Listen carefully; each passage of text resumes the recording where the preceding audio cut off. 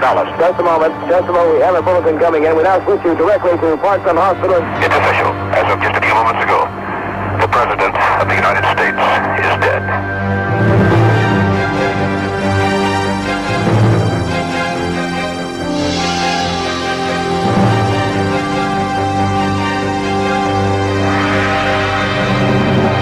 Just 45 minutes after the assassination of President John F. Kennedy, a Dallas police officer who was on the lookout for the killer was himself shot and killed. Arrested for that murder just moments later, a 24-year-old ex-Marine, Lee Harvey Oswald.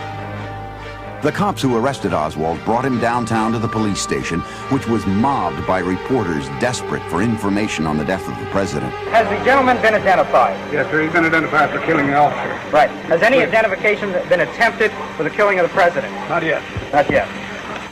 But it quickly became apparent that the thin, brown-haired Oswald matched an eyewitness description of a man who had fled a building overlooking Dealey Plaza shortly after the fatal shots were fired.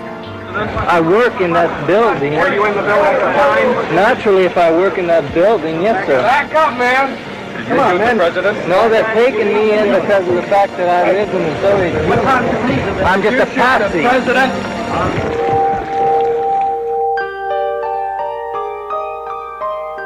Lee Harvey Oswald was born in New Orleans on October 18, 1939, just 2 months after his father, an insurance salesman, had died of a heart attack. Lee's mother, Marguerite, quickly discovered that caring for her 3 boys, John from her first marriage, Robert Jr., and the newborn Lee, was more than she could handle. She was constantly complaining about not having enough money, not enough food in the house, we were a burden. It was obvious we were a burden. And we felt, this is why she was always shipping us off to someplace, you know.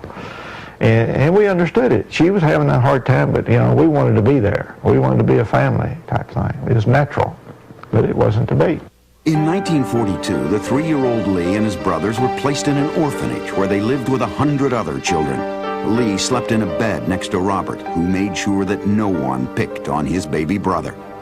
A year later, Lee's mother met an electrical engineer named Edwin Ekdahl. They took the boys out of the orphanage, married, and moved into a large house in Dallas. Lee got along with his new stepfather, who took him on business trips and bought him toys.